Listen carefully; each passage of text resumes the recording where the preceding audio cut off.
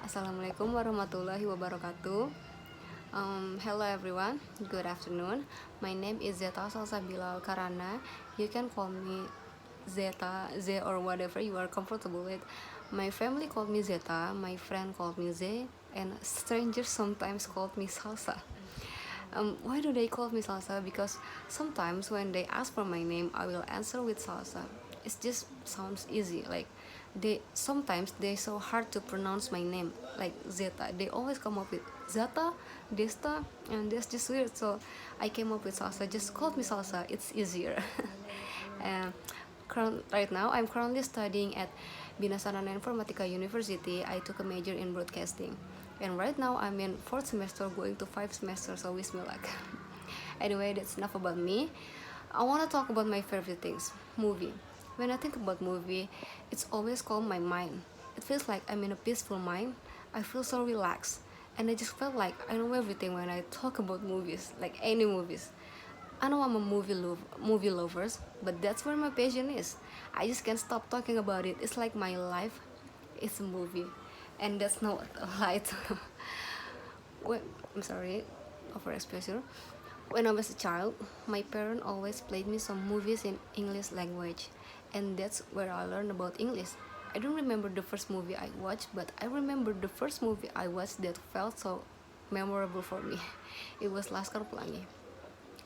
I watched Laskar Pelangi when I was in sixth grade. I just healed from hepatitis, and my mom took me to cinema to watch it. It's like a gift because I just healed. We went on afternoon, and mom bought two popcorn and two drink for me and her.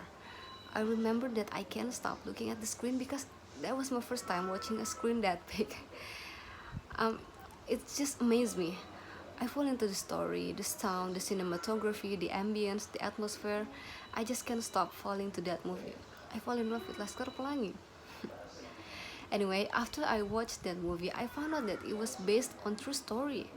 I was mind blown at that time, and I finally reconstruct my brain, aka trying to remember the whole plot. Like, how can someone living a life like that? So, because I'm just so messed, I'm just gonna tell you about this movie. So, Laskar Pelangi in English is The Rainbow Drops. It's 2008 Indonesian drama film adapted from the popular eponymous novel by Andrea Hirata. The film follows a group of 10 students and their two inspirational teachers as they struggle with poverty and develop hopes for the future in Gantong village, located at Belitung. The film became a box the film became a box office and critical success, becoming one of the highest grossing in Indonesian box office history and the recipient of a number of local and international awards. So this movie is directed by Riri Riza, produced by Mira Lesmana, is written by Salman Aristo, Mira Lesmana, and Riri Riza, and this movie is based on Laskar Pelangi by Andrea Hirata. Starring by Cut Mini, Ikran Nagara, Tora Sudiro, Slamet Raharjo, Teguh Rifnu Wikana. And this movie is an Indonesian and Malay language. So I'm just gonna talk to you about the plot right now because it's just mind blown. So, Belitung is known for its richness in tin, making it one of Indonesia's richest islands. Though bureaucracy keeps its natives from enjoying it, turning most of them poor and some unemployed. Most men ended up working at the state-owned tin company called PN Timah. Children of poor households are stereotyped as having no future who will end up working there. In 1974, SD Muhammadiyah Gantong, taught by Miss Muslimah, Mr. Harfan, and Mr. Bakri, awaits 10 students to come, as the law requires. The school is small and poor, resulting in not having a student for a long time. The first student is Lintang, a boy who living in the coastal area whose father is a fisherman, leaving him unschooled. Soon, more join Ikal, Mahar, Sahara, Akyong, Borek, Kuchai, Syahdan, and Trapani. With only 9 students, the school loses hope until the 10th student, Harun, Rusli arrives.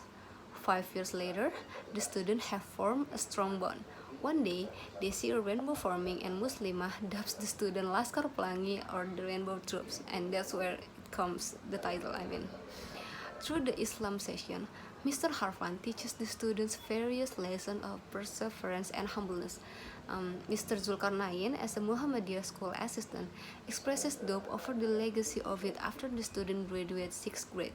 But Mr. Harfan insists, stating it is the only school around that does not prioritize grade. Such schools show more success rate in students. Mr. Mahmud, a teacher at SDPN Timah, has unrequited love for Mrs. Muslimah and frequently asks her to join his school.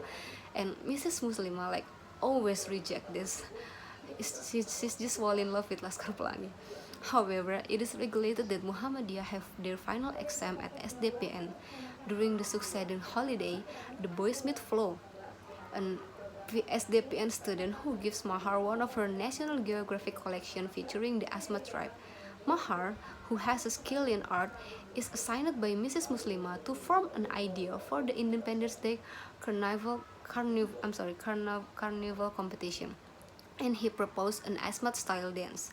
They were initially laughed at, but it is after applauded and declared as a winner. Yay! Flo, with a thematic appreciation towards their dance, decided to join Muhammadiyah school. Since then, the student grades begin decreasing. And meanwhile, Mr. Bakri reveals to Mrs. Muslimah and Mr. Harfan that he accepted an offer to teach at SD Negeri Bangka or Bangka State Elementary School. When they confront him, he belittles the school. Mrs. Muslimah and Mr. Harfan take this as a godsend motivation to work harder. Mrs. Muslimah observes Mr. Harfan facial pallor. His wife reveals to him that he refuses to follow her advice. A few days later, Mrs. Muslimah finds him dead at his desk. Grieving, she does not teach for 5 days, and it's unannounced. Despite so, the students continue learning by themselves and keep pushing each other to study, warming Mrs. Muslimah's heart and bring her back to teaching. Sometimes later, Gantong Scholastic Tournament is announced. For Muhammadiyah, Mahar, Ikal, and Lintang participates. Thanks to Lintang's arithmetic ability, they win. During the tournament day, however, his father goes fishing impromptu and dies while doing so. Having need to take care of his 2 siblings, he reluctantly announced not to be in the school anymore and say goodbye for one last time. In 1999, Belitung is affected by 1980 teen crisis and subsequent bankruptcy of PN Timah. Ikal visits and meets Lintang, who now has a wife and smart daughter.